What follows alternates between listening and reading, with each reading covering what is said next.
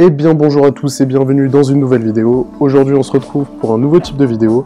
On va faire une review tranquillement de quelques news qui ont fait l'actualité ces dernières semaines voire mois. Si vous aimez ce format ou que vous avez des pistes d'amélioration, n'hésitez pas à me le dire en commentaire pour que je les prenne en compte pour les prochains épisodes et que je commence à poster des vidéos plus régulièrement. Sur ce, c'est parti.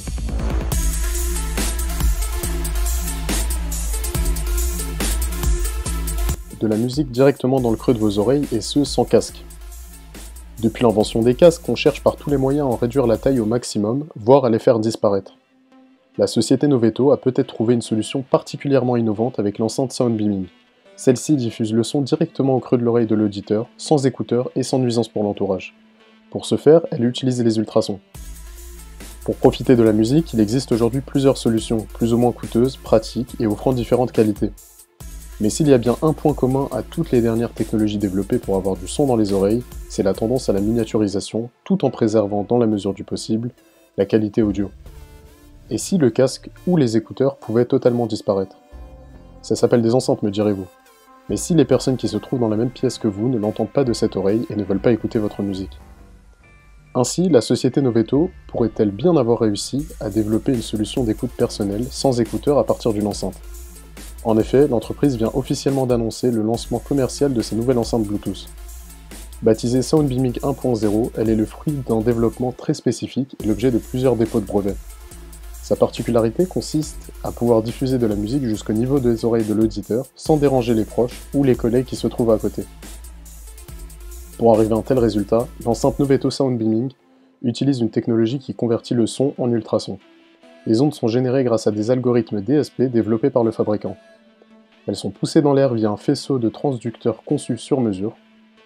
Aussi bizarre que cela puisse paraître, aucun son ne sort de l'enceinte, celui-ci, sous forme d'onde, est dirigé vers l'auditeur, tandis qu'un système détecte en temps réel la position précise des oreilles afin d'optimiser l'emplacement d'écoute. Noveto indique en outre que le spectateur peut bouger la tête sans que cela ait un effet nuisible. La marque assure même qu'il serait possible de se promener. L'enceinte Noveto Soundbeaming 1.0 sera disponible courant décembre 2021. Pour le moment, elle aborde un design plutôt strict avec des formes conventionnelles, mais la société a su réfléchir à des styles plus modernes et plus libérés. Il s'agit du premier appareil commercialisé pour le grand public par l'entreprise, qui propose aussi des solutions intégrées pour des produits tiers. D'ailleurs, elle précise qu'elle octroie des licences d'utilisation et d'exploitation de sa technologie Soundbeaming aux sociétés qui souhaiteraient en doter leurs produits. On pense tout de suite à des applications dans les voitures où seul le conducteur pourrait profiter de certaines notifications. La visioconférence pourrait également passer dans un autre monde avec ce type de solution. Enfin, on peut encore imaginer faire son entraînement sportif à la maison sans aucune contrainte de casque ou de manque de batterie sur un appareil mobile par exemple. Le prix de l'enceinte Noveto Soundbeaming 1.0 n'est pas encore communiqué. Ce sera son burger végétal, le McPlant. La chaîne de restauration rapide a annoncé lundi 9 novembre qu'elle lancerait l'année prochaine, dans plusieurs pays, un burger avec un steak sans viande, conçu intégralement à base de plantes. À terme, ce burger ne devrait être que l'un des produits phares d'une nouvelle gamme baptisée McPlant.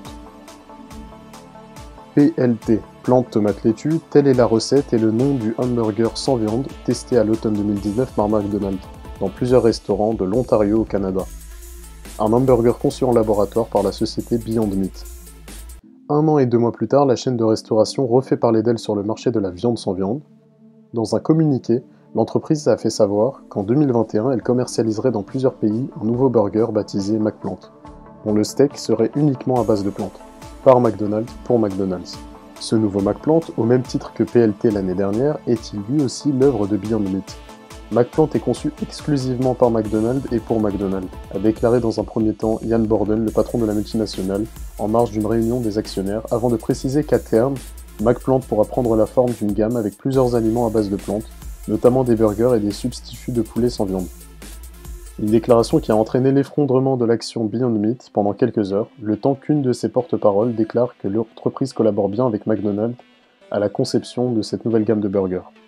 La chaîne CNBC précise que Don Thompson, l'ancien CEO de McDonald's, a été l'un des tout premiers investisseurs de Beyond Meat et qu'il siège toujours au bord des actionnaires de la société. De quoi laisser penser qu'un partenariat de long terme a bel et bien été noué entre les deux entreprises. Un marché concurrentiel. Avec cette annonce, McDonald's relance en tout cas la guerre des fast-foods sur le marché encore émergent mais déjà très concurrentiel du burger de synthèse. L'année dernière, son concurrent Burger King s'était fait remarquer en lançant son Impossible Whopper, un sandwich dont le steak est conçu en laboratoire à partir de plantes par la société californienne Impossible Foods. Le McPlant sera servi dans un pain chaud au sésame et son steak juteux sera accompagné de toutes les garnitures traditionnelles. D'autres chaînes américaines, parmi lesquelles Carl's Jr. et Del Taco, proposent également depuis 2019 des burgers à la viande sans viande. McDonald's n'est donc pas pionnier en la matière. Avec son McPlant, la chaîne ne fait même qu'exaucer tardivement le vœu de l'essayiste militante Cathy Preston qui avait lancé en 2013 une pétition pour réclamer à l'entreprise de concevoir et commercialiser un burger vegan. On trouve déjà des burgers vegan sur le marché aujourd'hui, mais notre McPlant offrira notre goût emblématique dans un sandwich qui donne envie de croquer dedans et de s'essuyer la bouche. Les Apple Glass vous permettraient de voir dans le noir. D'après un récent brevet, le capteur LiDAR s'inviterait sur les futures lunettes de réalité augmentée d'Apple. Ce capteur pourrait être mis à profit pour analyser l'environnement du porteur de lunettes et recréer en temps réel les contours des objets environnants lorsque celui-ci est plongé dans l'obscurité. Cela fait un bon paquet d'années que les lunettes de réalité augmentée d'Apple font les choux gras de la presse spécialisée, sans jamais daigner se montrer. Néanmoins, les récentes innovations d'Apple nous donnent quelques pistes sur le fonctionnement de ces fameuses Apple Glass. C'est le cas du capteur LiDAR, apparu pour la première fois sur l'iPad Pro 2020 et récemment débarqué sur l'iPhone 12 Pro. Sur le dernier smartphone phare d'Apple, ce capteur permet non seulement de lui apporter de nouvelles capacités de réalité augmentée, de lui permettre de mesurer la taille d'une personne, mais aussi d'améliorer son autofocus en basse lumière. C'est justement cette utilisation bien particulière du LiDAR qui a poussé son paroxysme dans ce nouveau brevet destiné aux Apple Glass. Concrètement, le brevet décrit un système baptisé Head Mounted Display with Low Light Operation, soit écran monté sur la tête avec mode basse luminosité, ce qui laisse peu de doute quant au produit ciblé. Le brevet s'attache à décrire différentes formes de vision humaine et comment la luminosité impacte notre vision, jusqu'à nous faire voir floues les formes des objets environnants. C'est cela qu'Apple aimerait régler grâce à son fameux LiDAR.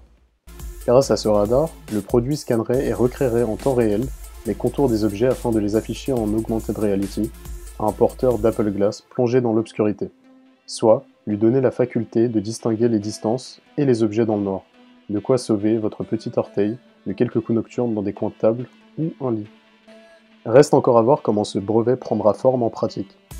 D'autres brevets évoquaient des pistes particulièrement intéressantes pour les Apple Glass, comme la possibilité de rendre son écran d'iPhone invisible aux yeux des autres, ou encore la capacité de rendre n'importe quelle surface tactile en réalité augmentée.